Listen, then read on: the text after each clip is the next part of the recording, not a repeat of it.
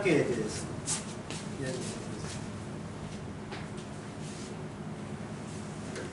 언약궤는 형체가 있습니다. 언약궤는 형체가 있는데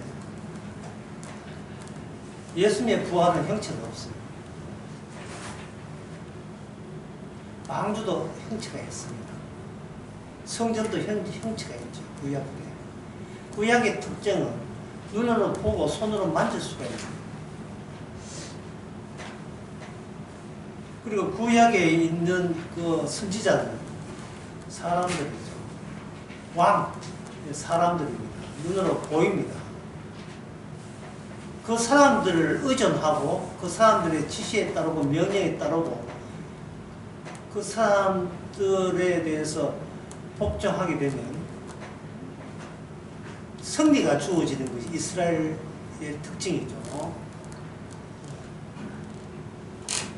좀 어렵지만 쫙쫙 나가겠습니다. 좀 더 어렵게 이야기하겠습니다. 이스라엘 전쟁 전문 나라, 전문적 나라.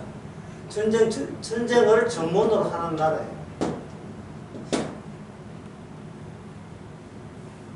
하나님께서 이렇게 집어넣어 준 거예요. 왜 전쟁을 해야 됩니까? 전쟁을 함으로써 여기서 성자가 생기고 패자가 생기는데, 성자가 생기고 패자 생길 때 이긴 자는 의미가 되고 패자는 무의미가 되는 거예요. 살아도 소용없는 인생. 이거는 살 존재 이유, 살 이유가 있는 것, 성자, 패자가 되는 거예요.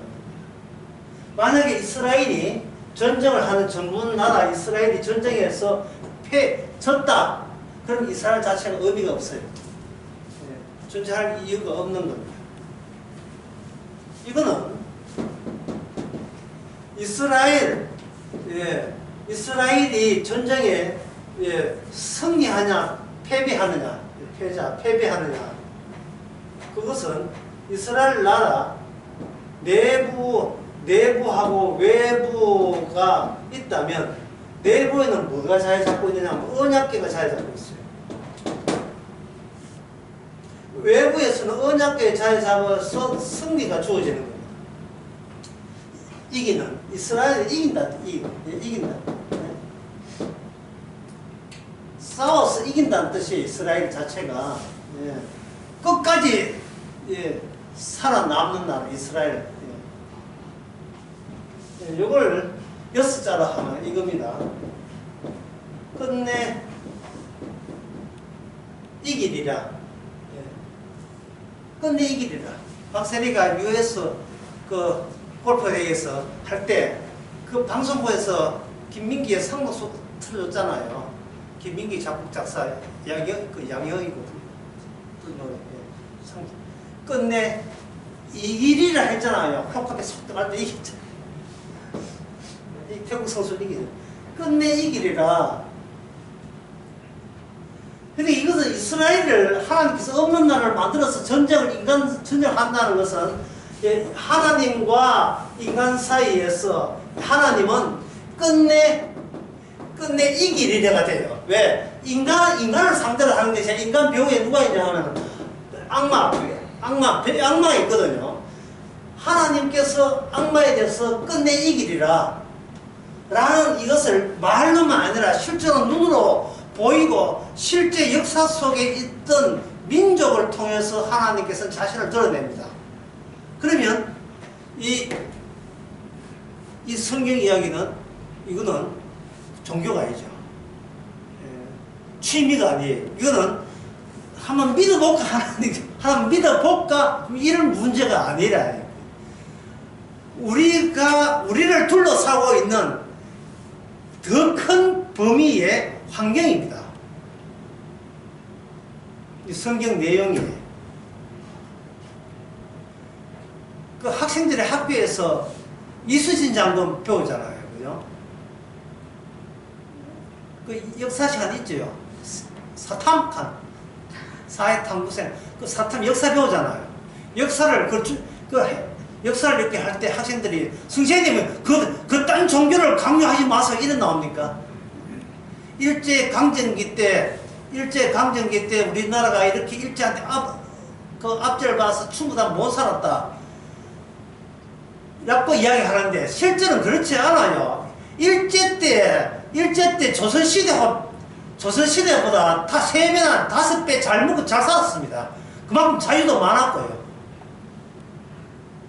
그러니까 이게 일제시대 역사 자체가 이게 우리가 일본한테 억압당했다는 피해망상 때문에 이게 종교 비슷하게 된 거예요. 일본은 죽이라 이래 나오잖아요. 일본 때문에 잘 먹고 잘 사는 거예요. 이건 아무도 안 가르쳐주는 이야기입니다만 조선시대하고 비교가 안 돼요. 생활 수준부터 돈, 경제 문제뿐만 아니고 인간의 그 인권적인 자율성 같은 게 이게 재판할 때도 일제시대 때는 재판할 때도 변호사가 없으면 일본 법에 의하면 국선 변호사를 대조하면서 재판했어요. 심지어 안중근한테도. 이거는 조선시대도 상상도 못한 겁니다. 그런 이야기는 학교에서 아무도 이야기 안 해요. 어쨌든 간에 그 역사 시간에 일본은 나오면 일본은 그 나카무라 죽이라고 아주 성토를 하는데 실제는 그렇지 않습니다. 강제로 압박당해서 일본에 돈벌이 하러 갔다고요. 천만의 말씀. 그 당시 일본 양복 입고 일본 돈벌이 가는 것이 10대 1이 100대 1이 넘었어요. 서로 가고 싶었어. 독일에 광부 가는 간호사가 하는 것보다 비율이 더 셌어요. 여자들 일본에 방조 공장 가는 거 이거는 아무도 할 수 있는 게 아닙니다. 예, 그것도 유지 좀 돼야 갈 수 있는 거예요. 일본에 방조 공장에 돈 벌어가는 거예요. 그런 이야기 하나도 안 하잖아요. 민족주의가 나라를 망치는 거예요. 낙가마라도 사람. 일본에 2학년 비롯한 일본의 친일파가 나라 다 등쳐먹었다고 하는데 그렇지 않습니다. 오히려 서민들의 생활고가 섬에 더 나아졌어요.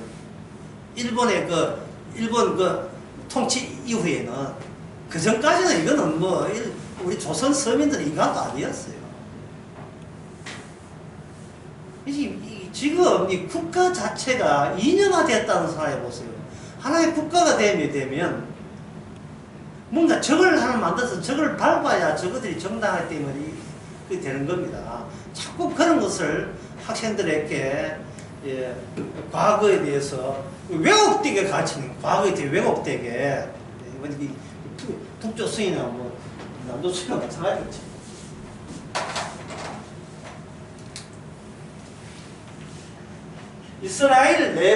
이스라엘이라는 나라는 전쟁을 하기 위해 돼 있고, 전쟁을 함으로써 인간은 이미 악마 속에서 살아도 의미 없는 무의미한 존재의 집단이라는 것을 알려주는 겁니다. 의미 있는 것은 인간이 낙원에서 쫓겨나고 난 뒤에 생명나무 있는 그것만이 의미가 있어요. 그것만이. 원래 인간이 창조했던 그것만이 의미가 있고, 거기서 추방된 이상은 이 의미 있는 건 하나도 없습니다. 다 소용없어요. 하나님께서 이스라엘을 통해서 전쟁을 벌인다는 것은 하나님께서 일방적으로 인간 세계에, 악마한 인간 세계에 시비던 전쟁을 벌린 겁니다. 전쟁을 벌리는데 이스라엘 속에 뭘 만들었냐? 언약궤를 만들어서 외부 전쟁 승리를 이어지게 하는 거예요. 언약궤를 집어넣어서 이스라엘 전쟁 승리를 한다면 이건 이스라엘의 전쟁이 승리가 아니고 누구 전쟁이냐 하면 언약궤의 승리가 되는 겁니다. 그런데 역대상 13장 한번 봅시다. 역대상 13장 9절 기돈의 타작마당에 이르러선 소가 팀으로 우사가 손을 폈어. 이게 소가 나오는데 이 소가 뭐냐 하면은 이게 사무엘상 그 6장 9절 보게 되면 이 언약궤가 블레셋 나라하고 이스라엘이 전쟁을 하는데 그 블레셋이 이스라엘을 이겼거든요. 이겼는데 그 이겼을 때 그들은 이제 이스라엘 하나님도 이겼다고 생각하고 자기 신전에 딱 모셔놨더니만 그 사무엘상 그 5장에 보게 되면 자기 신전에 다곤 신전이 신상이 이제 박살나 버렸어요. 그날 밤에. 그래서 이런 이야기에 그렇게 박살났고, 예. 그 다음에 그 전에 사무엘상 4장 3절에 보면 이스라엘을 하여금 일부러 블레셋과 전쟁을 하도록 이렇게 벌렸죠.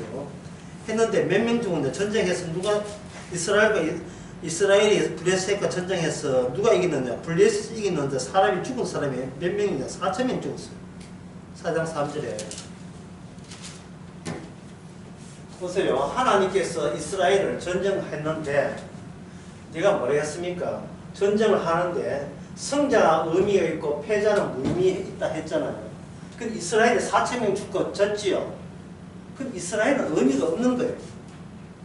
그리고 승자가 뭐냐? 블레셋이다. 일단은 일단 중개성전 블레셋과 이스라엘 붙어서 누가 이겼어? 블레셋 이겼죠. 자, 결성전 성자가 뭘 갖고 가냐? 언약궤를 가져갔어요. 이스라엘 내부에 있는 언약궤를 가져갔다고. 언약궤를 갔는데 언약궤하고 블레셋하고 붙어서 결성전 붙어서 누가 이겼습니까? 언약궤가 이긴 거예요. 그쪽 신이 전 거예요.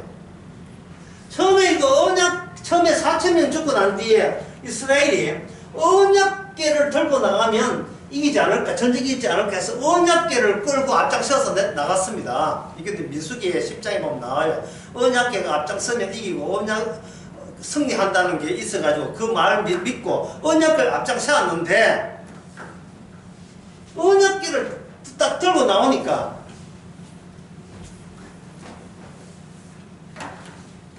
그 이스라엘 사람들이 이스라엘하고 전쟁을 할 생각을 안 하고 뭐하고 전쟁을 하냐면 언약궤에 대해서 이스라엘이 생각하는 언약궤보다 블레셋 나라가 언약궤를 더 생각하고 있어요. 그게 바로 사무엘상 4장에 나옵니다. 이거 하나하나 제가 알리겠습니다. 이걸 하나하나 점검하면서 나오겠습니다. 이게 굉장히 상당히 어렵지만 이건 필히 중요한 거라서 하겠습니다.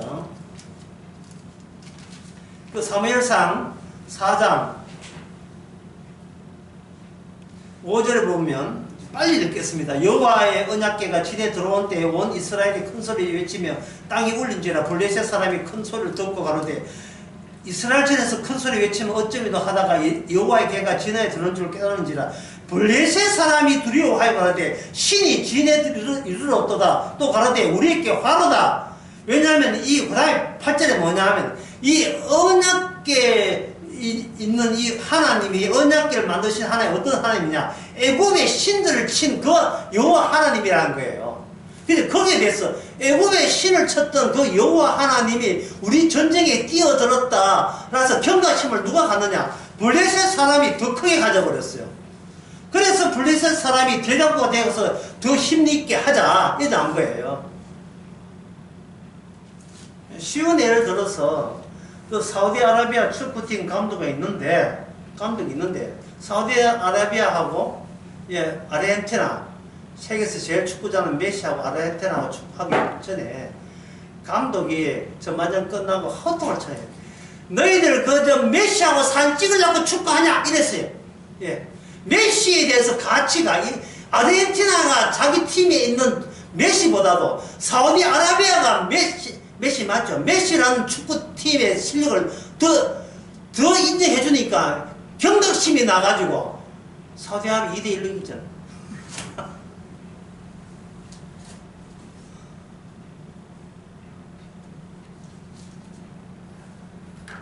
이겨버렸다.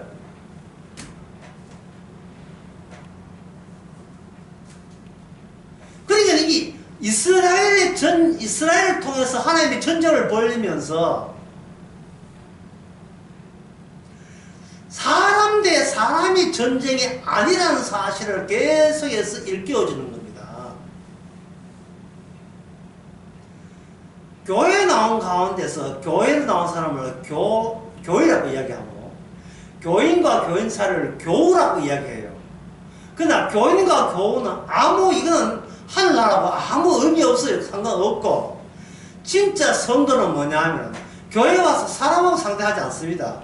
누구냐면 하나님을 어떤 식으로 생각하느냐가 그 사람을 성도라고 이야기해요.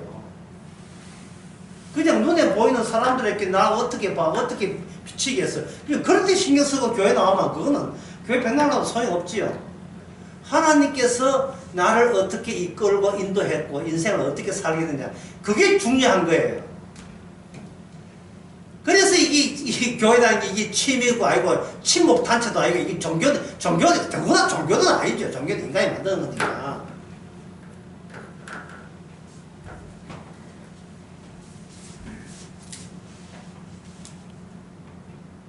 경력시험을 해가지고 4,000명 이기고 그들은 이제 그래 또 이겼어요. 또 한번 1차전 해가 4,000명 죽이고 블레셋 이겼는데 또 전쟁해가지고 이제는 그 당시에 엘리의 두 아들 홈리와 비나스, 엘리가 이때 죽었는데 엘리가 죽었는데 송해보다 2살 더 살았어요. 98살까지 살았어요.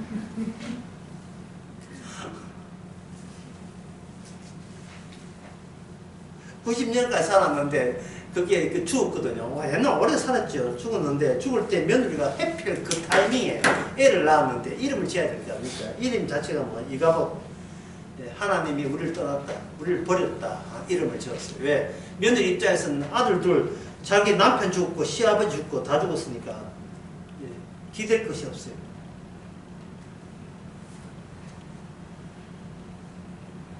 그래가지고 아들 죽고 일종의 장군이에요. 장군 둘 다 죽고 언약궤 빼앗기고, 그래서 표현하기를 21절에 하나님이 우리나라 이스라엘을 떠났다 놨고 며느리가 애 이름에다 그렇게 적어놔. 하나님이 우리나라를 떠났다, 우리가 하나님과 상관없이 되었다. 무의미하게 된 거예요. 전쟁에서 패자가 무의미하게 된 겁니다. 근데 또 사무엘상 5장에 넘어가면 언약궤를 포로 잡은 거예요. 언약궤를 신을 포로를 잡아놨는데 전쟁 아직 안 끝났어요. 전쟁 끝나지 않았습니다. 이 언약궤가 있는 곳마다 여호와의 저주가 계속 임한 게 저주가. 자, 오늘 역대상 13장 9절을 읽어보면서 제가 여러분에게 물어보겠습니다. 기돈의 타작마당에 이르러 소들의 뜸으로 우사가 손을 펴서 궤를 붙들었더니 우사는 그 손을 펴서 궤를 붙듦을 인하여 여호와께서 진노하사 치게 하심에 우사가 여호와 앞에서 죽으니라 이래 됐습니다. 그게 여호와께서 우사로 충돌했다 이래 됐어요. 자, 물어봅니다. 왜 언약궤 붙으면 왜 사람이 왜 죽죠? 이게 제 질문입니다. 언약궤는 상자인데 그 상자를 붙드는 게 그 넘어질까봐 싶어서 붙들었거든요. 우사가 넘어질까. 소들이 갑자기 팔자를 이렇게 난동을 하니까 소를 걱정하는 게 아니고 이게 언약궤가 쏟아져서 깨질까봐 걱정해서 나무니까, 나무로 만든 거니까 나무에 금방 씌워놨으니까 깨질까 싶어서 붙들었는데 이거 붙들었다고 해서 뭐 보지도 않았어요. 그냥 붙들었어요. 붙들으니까 죽었습니다. 왜 죽었을까요? 왜 언약궤는 사람을 죽입니까? 이게 진짜 신앙의 핵심이에요. 하나님은 눈에 보이는 사람하고 상대를 안 합니다. 무의미하기 때문에. 그래서 이 언약궤를 붙들면 죽는다는 왜 죽이는가?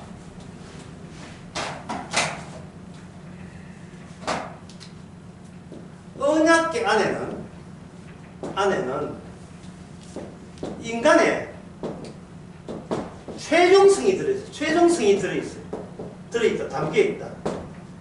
나는 인간을 사람 취급하지 않는다는 하나님의 확고한 의지가 언약궤에 들어있어요.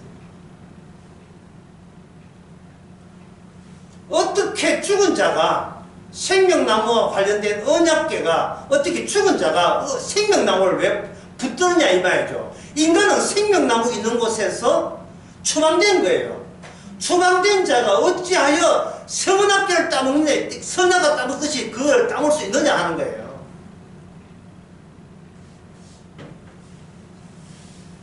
어떤 사람이 진짜 깊이 있는 말할까 말까 하다가 진짜 이거는 안 하면 내가 속이 슬슬 안 되겠다 터뜨리던 질문이 뭐냐면, 목사님 인생은 왜 이렇게 힘듭니까?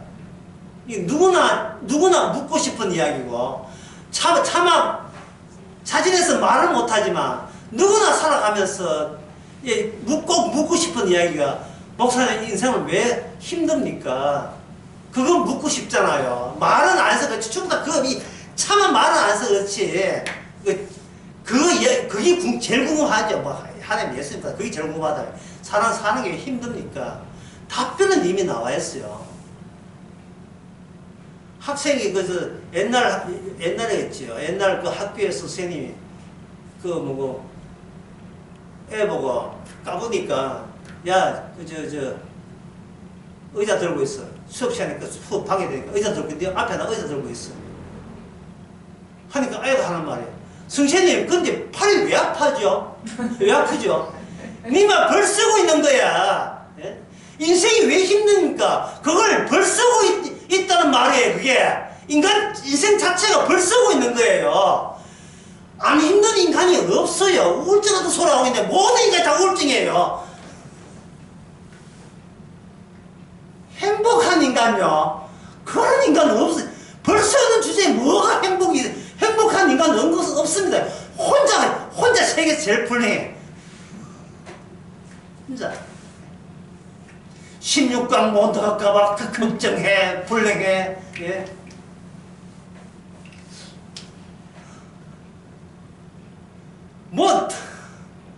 날 춥다고 불행해.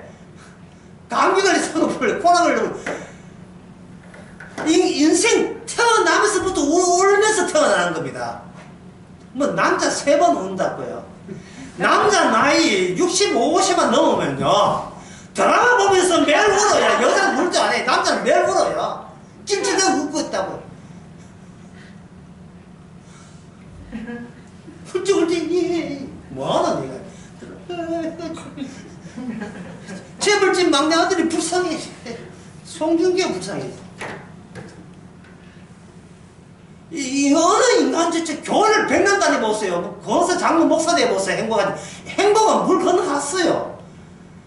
무거운 의자 들고 있다니까. 이 인생은 의미 없습니다. 언약궤 안에 최종성이 됐어요. 언약궤 안에는 뭐냐면, 내가 보기에 너희들은 나에게 대적한다는 점검물이 언약궤 안에 들어있습니다.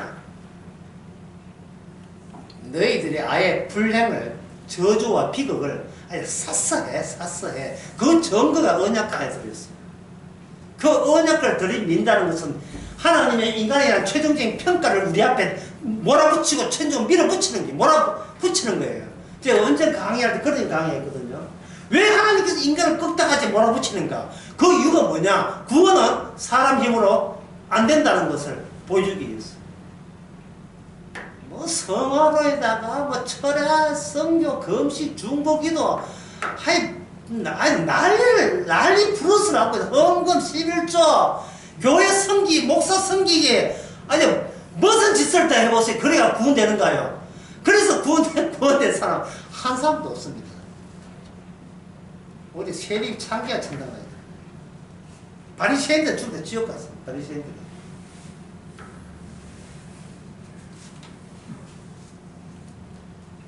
그 말은 인간이 지옥 가려고 약을 쓰기 때문에 종교적인 열심을 내고 있다는 뜻이에요. 본인 행함으로 구원받으려고 아주 환장을 했기 때문에. 왜냐하면 하나님의 구원이 없으니까 맹탕이잖아요. 맹탕이니까 그 빈 공간을 뭐 하느냐? 자기 행함으로 채우는 거예요. 그러니까 이건 우울증이 도진 거예요. 점점 정신병이 더 심화되는 거죠. 자기가 자기를 낳아주질 않았어. 자기에게 매질하고 있는 거예요. 더 심하게 매질해요. 더 열심히 해야 천당 갈 수 있어요. 본인이 본인한테 벌 세우고 책망하고 뭐 난리도 아니죠. 사실은 마귀가 인간을 그렇게 몰아세우는 겁니다. 그래서 인간이 할 수 있는 것의 극단적인 모습은 뭐냐? 바리새인들입니다. 바리새인들을 위해서 예수님이 이렇게 평가합니다. 누구든지 바리새인보다 더 의가 낫지 아니하면 하늘나라 못 간다. 갈 수도 없다. 그 말은 인간들을 다 끌어모아서 그 중에서 인간의 힘으로 천국 가려고 하는 그 가장 극한의 노력을, 최고의 노력을 앞장서서 했던 자들이 누구다? 바리새인들이. 바리새인들이 그 짓을 했기 때문에 그들은 예수님을 죽였던 겁니다. 자기의 온 주님을 죽였던 거예요. 그래서 구원은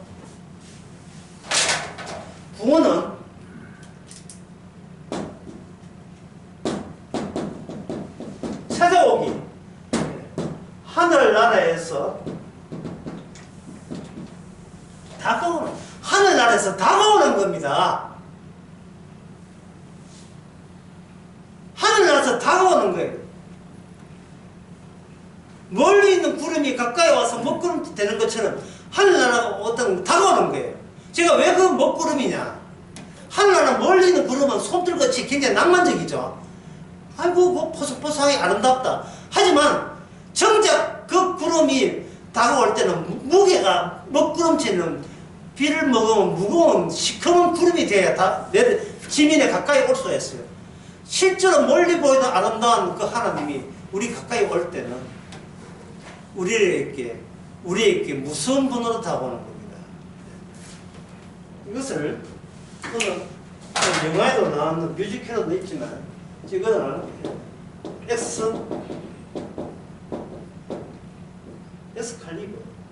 엑스칼리버가 뭐냐면 칼리드입니다. AD 6세기경 영국의 혼돈스러운 영국 시기에 서로 왕들이 왕이라고 우기는 그 시대에 그 유명한 그 전설이 있어요. 바위에 엑스칼리버는 칼이 꽂혔는데 이 칼을 뽑을 수 있는 자만이 영국을 전체를 통치하는 새로운 왕으로 등장할 수 있는 거예요. 그럼 뭐 봐서 칼 뽑아내면 되지 않냐? 이게 어떤 인간 달려도 칼이 안 뽑혀요. 오직 순결한 자만 뽑을 수 있다. 엑스칼리버입니다. 그런데 저는 엑스칼리버 뽑아도 뽑히지 않은 엑스칼리버를 저는 어디로 하고 싶은 거냐? 히브리서 6장이에요. 히브리서 4장. 히브리서 4장에는 말씀입니다.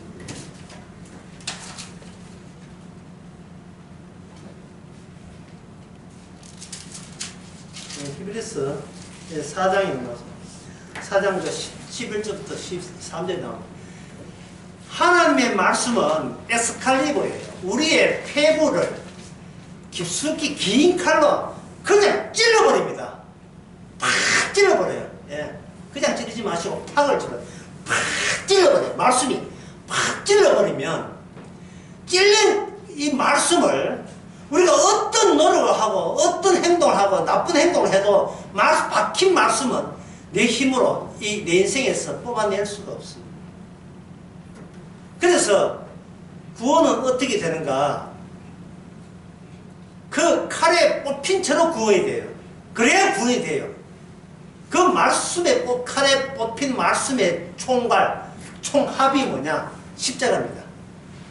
십자가로 꼽힌 채로 구원받아요. 그래서 그걸 십자가 안에 있다. 그 사도 바울이 나는 십자가 안에 있다. 십자가 안에 꽂혀 있는 겁니다.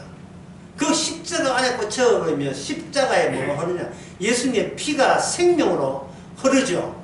그래서 요한복음 6장에 보면 내 피와 내 살을 먹고 마시지 아니한 자에게는 영생이 없다. 다른 말로 내한테 내 칼에 찔려라.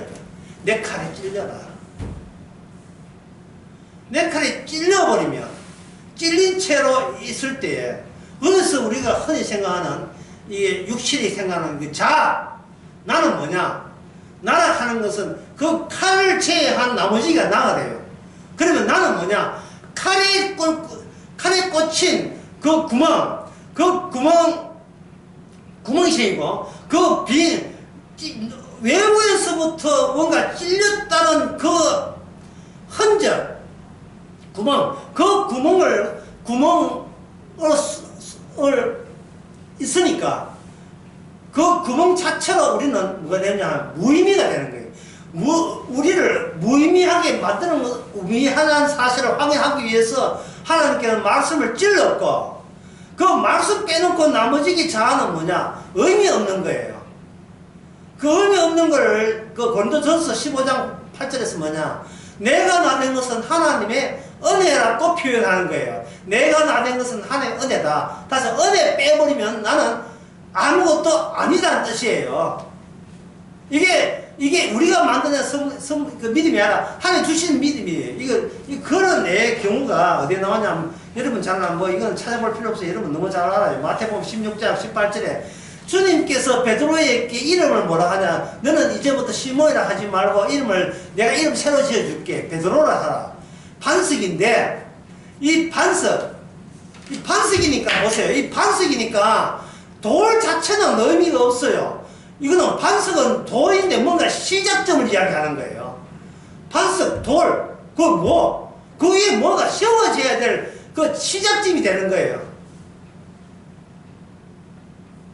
너는 반석에다가 주님의 말씀이 사도니까, 나중에 사도가 되니까 말씀이 들어와 버리니까 아무 무의미한 것밖에 없는 반석 위에 주님의 십자가 안에 들어있는 모든 말씀을 다 이룬 거예요. 구약 신약 모든 말씀을 주님께 다 이룬 거예요.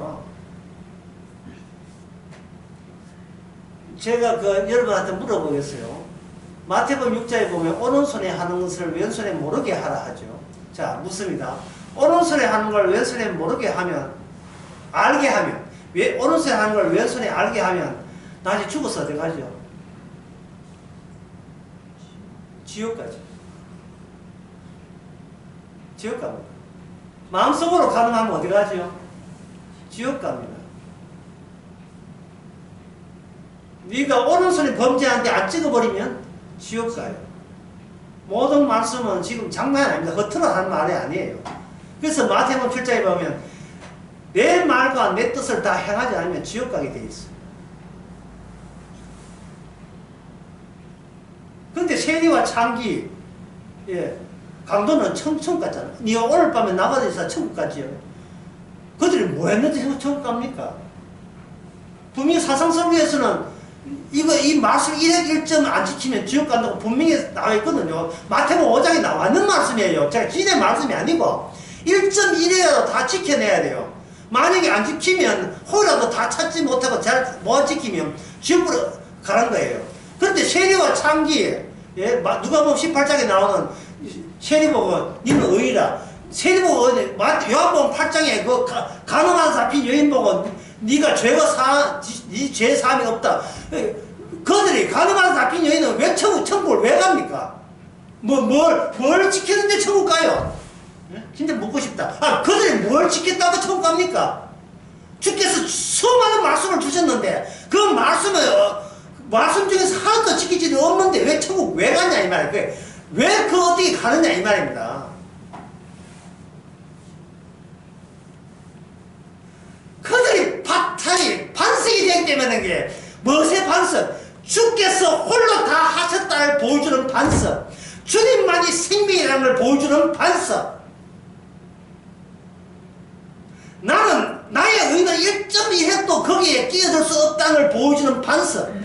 내 기도가 내 구원에 전혀 영향력을 미치지 못하고 내 기도가 내 구원에 보탬이 안 된다는 것을 너무나 기쁘게 받아들이는 판서. 기도를 하든 전도를 하든 나는 의미 없어.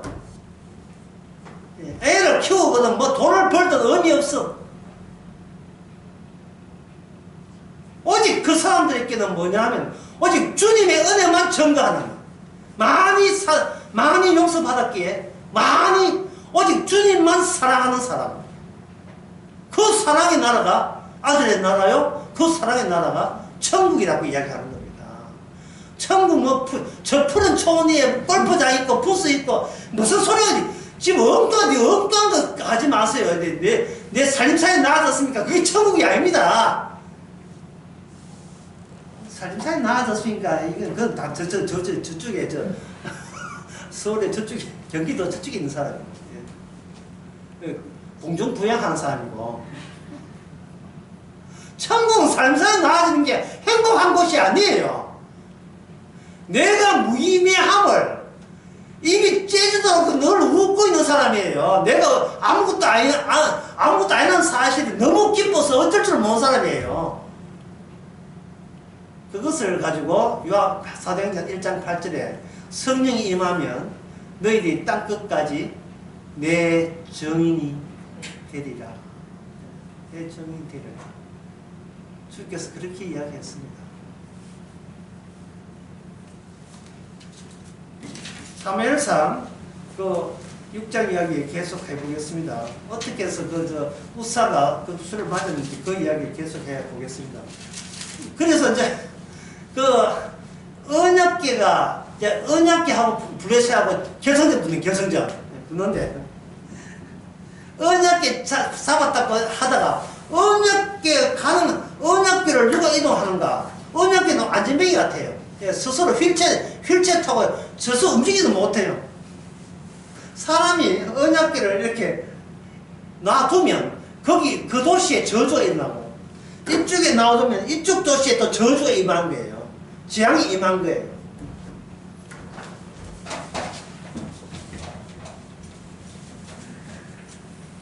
블레셋 지역 5군데가 그랬습니다. 5군데. 재앙. 이게 종교입니까? 종교입니까? 아니죠. 이게 소설입니까? 아니죠. 이게 신화입니까? 아니죠. 실제죠, 실제. 예, 실제 되고, 아예 이 실제도 되고, 현실 그대로예요, 현실 그대로. 언약궤는 뭐냐? 언약궤는 그냥 물체예요. 사물체예요, 사물체. 물체. 또는 상자. 나무 상자죠, 나무 상자. 나무 상자다. 나무 상자인데 여기서 뭐가 피어난다? 뭐가 나온다 했습니까? 나무 상자에 있는 곳마다 그 지역에 재앙이 임하는 거예요. 이제 역대상 13장 한번 봅시다. 역대상 13장 2절에 다윗이 천부장 백부장 의논하고 2절에 이스라엘 온 회중에 이르러 내가 너희를 선히 여기고 우리 하나님 여호와께 말미암아 우리가 이스라엘 땅에 남아있는 우리 형제 저희와 함께 있어 성에 나가서 제사장과 레위 사람에게 보내어 저희에게 모이게 하고 이래 있죠. 자 이제 읽었으니까 여러분한테 물어봅니다. 왜 블레셋 사람이 언약궤를 입는데 그 한 곳마다 다섯 도시가 재앙을 만났습니다. 왜 언약궤가 재앙을 왔습니까? 분명히 이스라엘에게는 재앙이 없었는데 언약궤가 이스라엘한테는 재앙이 없었는데 블레셋 나라에 가니까 재앙이 왜 생겼습니까? 방금 읽었던 역대상 13장 2절과 관련되어 있습니다. 무엇이 블레셋 나라에서는 없었던 거예요? 예? 레위 지파가 없기 때문에 레위 제사장이 없어요. 레위 지파의 제사장이 없어서 그래요. 언약궤는 우사가 볼 귀 안 돼요. 우사가 만지면 안 돼요. 누가 만져야 돼요? 제사장이 만져야 돼요. 제사장이. 제사장은 죄인 맞습니다. 하지만 그 시대의 제사장은 죄인을 모집해서 옷을 입히는 거예요. 그 옷이 무슨 옷이냐? 언약궤를 만질 수 있는 자기를 갖춘 옷을 입혀요. 그 옷에 있는 장치는 언약궤를 만져도 살 수 있도록 내 제사장한테는 옷을 입은 겁니다. 그러면 제사장 옷에는 무슨 특이한 사항이 있어서 왜 제사장들은 언약궤를 다루고 만지고 할 때도 죽지 않은가? 언약 그 복장에 뭐가 새로운 요소가 뭐가 있느냐? 바로 언약궤 제사장은 오른쪽 뒷뿌리 오른쪽 손가락 발가락에다 뭘 뿌리느냐? 피를 뿌립니다. 이 피가 무슨 피냐?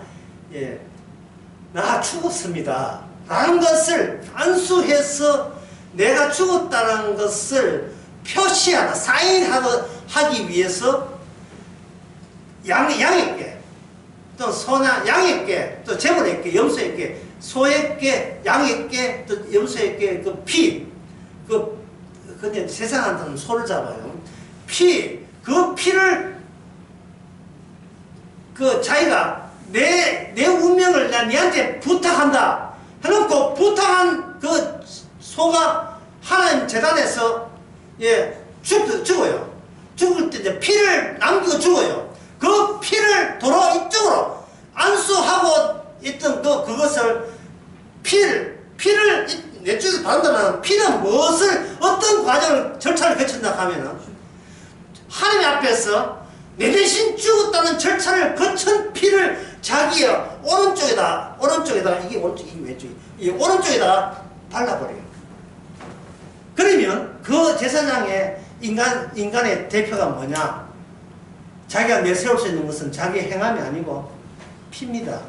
나는 이 피 때문에 살았습니다. 이게 신약에 보면 십자가 피로 인하여 하나님 받으시는 존재가 되었다는 것을 피를 자랑하면서 십자가만 자랑하면서 드러내는 이 고린도서 2장 4절에 나는 너희들이 예수님이 죽은 것 외에는 알지 않기로구나. 예수님의 피 외에는 아무것도 몰라도 괜찮아. 그런 뜻이에요. 그리고 히브리서 13장에 보면 오늘날 계약을 언약의 피로 세운 계약이라 되어 있어요. 언약의 피로 세운 계약. 이 마지막 26장에 나와 있고요. 이가 마지막 언약이니 피로 세운 언약이다. 이거는 종교 교리도 아니고 신학도 아니고 현실 그 자체예요. 여러분이 나중에 죽어서 천국 가거든요. 뭐 때문에 왔는가 그때 한번 생각해 보세요. 그거는 여러분들이 교회 다니기 때문에 새순교회 다니기 때문에 구원받는 게 아니에요. 어린 양의 피인 줄 아시기 바랍니다. 제 이야기는 목사님 목사님 보정해 주시겠습니까?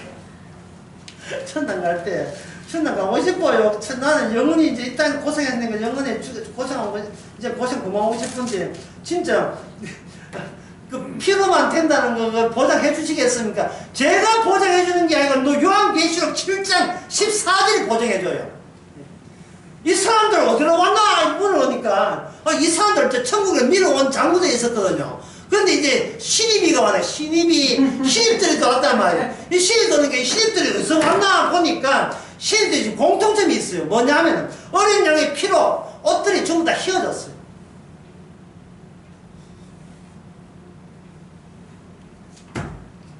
성경에 어떻게 보면 참 쉽죠. 정말 쉬워요. 쉬운데 조건이 있어요. 뭐냐면 그 피는 나에게 구멍이 생겨야 돼요. 내가 예수 피를 믿는다고 구원받는 게 아니고 피가 에스칼리버처럼 피가 내 폐부, 내 의가 있는 자리에 내가 이것만큼은 내가 주님 이것만큼은 내 가져가시면 안 됩니다. 이것만큼은 내 목숨만 귀합니다 하는 그 지점에다가 주께서 에스칼리버 칼 가지고 꽂아버려요. 꽂아버리면 그 꽂힌 피의 칼은 고맙게도 내 힘으로 빼지를 못합니다. 내가 어디서 뭘 하니 어떻게 살았는지 희미한 등불 밑에서 백날 옥경이처럼 해도 이제 옥경이처럼 살고 또는 꽃순이를 아시나요? 그것도 마찬가지거든요. 연복순이나 이 땅에 와서 촌에 서울 취직하려고 하다가 망쳐버린 인생은 어떻게 인생을 망친다 할지라도 한 번 꽂힌 피는 내 힘으로 안 뽑아지는 것을 감사하시기 바랍니다. 거지로 인생을 마감한 사람이 있어요. 그걸 이름이 유명한 거지 나서. 거지로 마감했죠.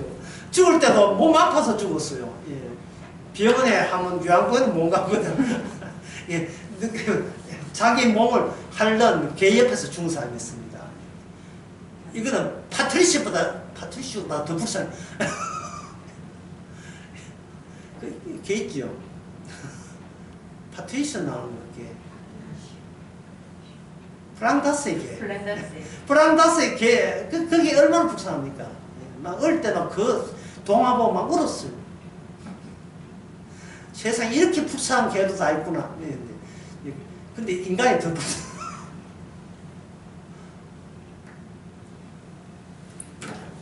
인간이 개보다 더 못합니다. 인간을 정신적 치료하는 사람 오유영 박사예요. 그죠? 근데 개 대통령이 또 따로 있어요. 개 대통령이 오유영 박사 더 나왔습니다. 더 나왔어요. 말하고 상담하고. 그 개 대통령이 인간을 개로 보지 오유영 박사는 사람으로 생각하는데 사람은 다를 가치가 없어요. 지금 자기밖에 못한데 뭐 개보다 더 못한대.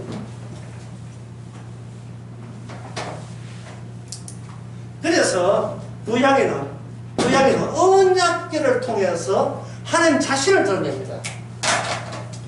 언약궤를 통해 하나님이 계시한다. 신약에는 어떠죠? 놀랍게도 부활을 통해서 주께서 성령을 줄 수 있는 권한을 받아요. 왜? 부활을 통해서 어디 쪽에 오냐 하면은 전에 아버지가 예수님에게 성령 주실 때 아버지의 오른편에서 성령을 줬거든요. 그 위치까지 아들 되신 주님이 하나님 오른편에 가 계시면 그 오른편에 놀러 가신 게 아니에요. 성령을 자기 원하는 사람께 다가가기 위해서 다가간다. 그냥 놀러 오시는 게 아니에요. 올 때 그냥 빈손 오는 게 아니라 다가오실 때 성령을 갖고 오시거든요. 성령을 갖고 오시면 이 성령은 어디로 가느냐 하면 십자가로 환원시켜버립니다. 왜? 거기에 예수님이 이 구원자가 될 수 있고 심판자가 될 수 있는 근거가 예수님이 십자가에 있기 때문에 성령은 반드시 부활로 가는 게 아니라 성령을 하는 게 아니라 성령은 십자가를 전가하게 되어 있어요. 요한복음 16장에 나옵니다. 성령이 오게 되면 그분은 오직 내가 한 것, 나가 다 이룬 것에 대해서 전가한다. 성령이 성령을 전가하는 게 아니에요. 성령 받아라 해서 성령 받는 게 아니고 성령 받은 사람의 특징은 십자가를 전가하죠. 십자가는 새 언약의 완성입니다. 내 살과 내 피가 완성이거든요. 그럼 모든 말씀에 언약의 완성이니까 모든 말씀은 완성이에요. 일전 일이라도 다 지키지 아니하면 하나님을 기쁘시게 못하기 때문에 지옥 가는 거예요. 천국은 우리를 기쁘게 하는 곳이 아니에요. 하나님을 기쁘게 하는 곳이어야 돼요. 왜냐하면 천국은 우리만 사는 동네가 아니고 하나님과 하나의 패밀리 되어서 가족이 되어서 같이 살기 때문에 같이 기뻐하지 않으면 가족이 될 수 없어요. 따라서 하나님이 기뻐하는 것을 갖추지 못한 사람은 천국에 들여보내주지를 않습니다. 그래서 구약에서는 언약계지만 신약계는 뭐냐? 부활이에요. 부활의 특징은 아무것도 눈에 보질 않는다는 거예요. 예. 그래서 요한복음 1장에 보면 뭐냐? 보지 않고 믿는 자가 복되다고 이야기해서 복다움 되기 위해서는 인간이 예상한 대로 행함으로 구원받는 그 모든 것을 주께서는 의도적으로 그 종교라는 것, 종교 행위를 전부 다 하나님께서 거부해버리는 거예요. 복답게 되기 위해서. 복은 일방적 주는 것, 주님의 일방적 다가섬으로만 구원받기 때문에 거기에 인간의 반응해서 어떤 결심이나 호언 이런 것은 다 거부해버려요. 하나님이 뭐 줘도 우리가 안 받으면 구원 못 받지. 이런 경우 없다. 그런 경우는 인간이 지어낸 거예요. 그런 경우는 없어요. 칼로 쑤시는데 뭘 받고 안 받고 어디 있어요. 칼로 쑤셔버리는데. 말씀으로 쑤셔버려요.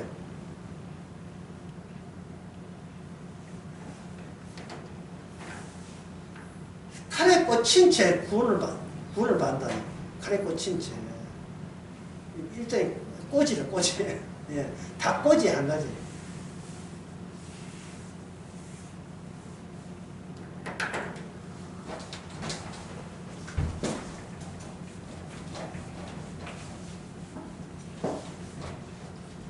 그 피가, 언약의 피, 십자가 피가 합격증입니다. 합격증 같은 게. 광화문에서 미국에 LA인가 LA에 방송국에서 기획을 하는데 TBC 그 떼춤을 한 100명이 젊은 사람들 가가지고 100명 떼춤을 추는데 미리 이제 한국에 예선전을 하는 거예요. 500명인가 막 300명 몰렸어요.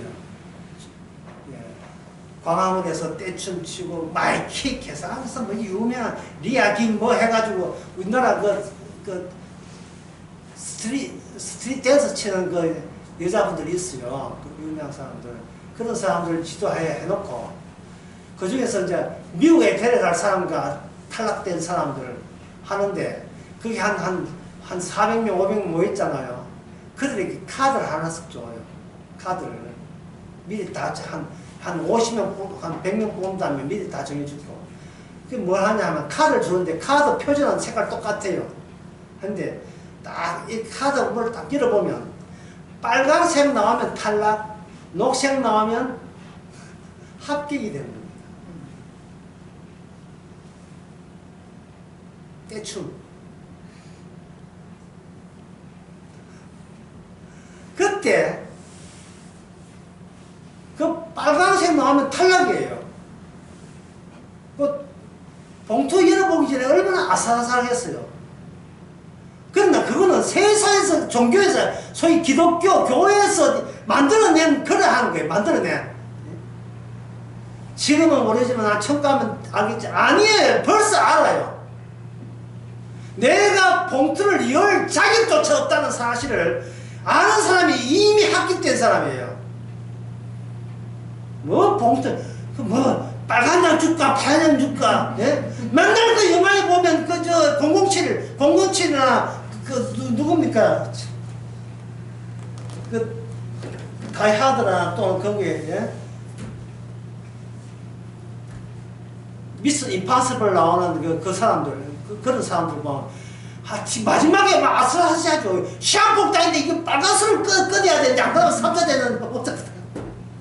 이거 끊어가다가 이거 끊어가지고 겨우 살고 있잖아요. 그런 거는 진짜 하나님 현실 세계는 없어요. 다 무의미한 인간에게 무슨 선택권을 줍니까? 어떤 사람이 옛날에는 그런 질문, 요새는 그런 질문인데 목사님 우리 자유의지는 어떻게 됩니까? 옛날에 참 수십 년에 어지간히 질문들 우리 자유의지는 있다는 사람도 없던 사람도 자유의지는 어디 있습니까? 그 질문 참 많이 들었어요. 여러분 자유는 인간에게요 고독입니다. 이게 예? 고독이에요. 고독은 이거는 고독은 지옥이죠. 한번 고독에 한 미쳐볼래요? 자유 줄 테니까. 성도는 의에 하나님이 주신 의에 종이 되는 거예요. 이걸 가지고 요한복음 8장에서 이걸 뭐라고 하냐면 이게 진리의 종을 가지고 이걸 뭐라고 하냐 이걸 바로 자유라고 이야기하는 거예요. 왜? 자유란 나에게로 몰린 마음대로가 아니라 어디로부터의 탈출을 자유라고 해요. 성경에서 어디로부터 애굽에서 나온 걸 자유라 합니다. 그러니까 자유를 이해하려면 우리가 갇혀있다는 것을 전제로 할 때 비로소 자유라는 게 의미가 있어요. 그래서 지금 시간이 왜 이러는지 지금 가면 지금 되는 게 아니고 지금 5분이요? 진작 이야기하죠. 10분 쉽시다. 이런 또 이게 좀 자유를 나누네.